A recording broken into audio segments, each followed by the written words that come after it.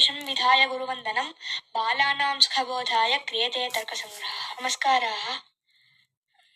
व्यापकलक्षणस्य निरूपणं यथामति करोमि। व्यापकस्य लक्षणं तदधिकरणवृत्त्यत्यन्ताभाव अप्रतियोगित्वं व्यापकस्य लक्षणम्। तत्पदेन सर्वदा व्याप्यं ग्राह्यं महानसः वह्निमान् इति स्थलं, धूमात् इति स्थलम्। धूमव्यापके वह्नौ समन्वयः, तत् धूमः, तदधिकरणं महानसः, तदधिकरणवृत्त्यत्यन्ताभावः घटाभावः, तत्प्रतियोगित्वं घटे, अप्रतियोगित्वं वह्नौ इति लक्षणसमन्वयः। किन्तु एवमुच्यमाने तदधिकरणवृत्त्यत्यन्ताभावः इत्यनेन पर्वतीयवन्यभावः स्वीकर्तुं शक्यते।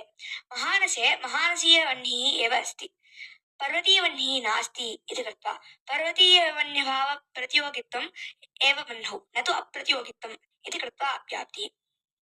तद्दोषवारणाय लक्षणं परिष्क्रियते यत् तदधिकरणवृत्त्यत्यन्ताभाव प्रतियोगिता अनवच्छेदकधर्मवत्वं व्यापकत्वम् इति।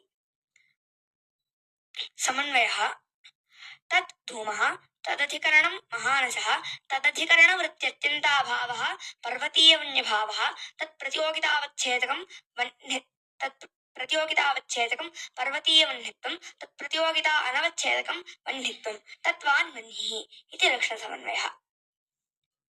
अस्य स्पष्टतया परिष्कारः धूमनष्ट आधेयतानिरूपित अधिकरणताश्रय महानसनिष्ठ, अधिकरणतानिरूपित आधेयताश्रय पर्वतीयवन्यभावनिष्ठ, अनियोगितानिरूपित प्रतियोगितानिष्ठ अवच्छेदितानिरूपित अवच्छेदकताश्रय अवच्छेदितानिरूपित पर्वतीयवन्यत्वनिष्ठ, प्रतियोगितानिरूपित अनियोगिताश्रय पर्वतीयवन्यत्वभेदनिष्ठ, आधेयतानिरूपित अधिकरणताश्रय पर्वतीयवन्यत्वभेदनिष्ठ, आधेयतानिरूपित अधिकरणताश्रय वन्यत्वनिष्ठ, आधेयतानिरूपित अधिकरणताश्रयः वह्निः।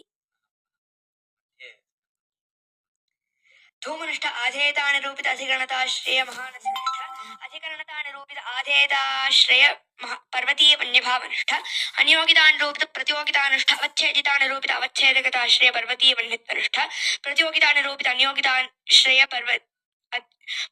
प्रतियोगितानिरूपित अनियोगिताश्रय पर्वतीयवन्यत्वभेदनिष्ठ, आधेयतानिरूपित अधिकरणताश्रय वन्यत्वनिष्ठ, आधेयतानिरूपित अधिकरणताश्रयः वह्निः। परन्तु एवमुच्यमानेऽपि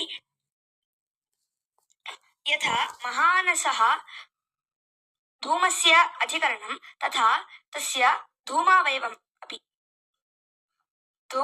अपि धूमावयवे यः कोऽपि वह्निः नास्ति इति कृत्वा वह्निसामान्याभावः उपलभ्यते। तत्प्रतियोगितावच्छेदकं वह्नित्वं, न तु अनवच्छेदकं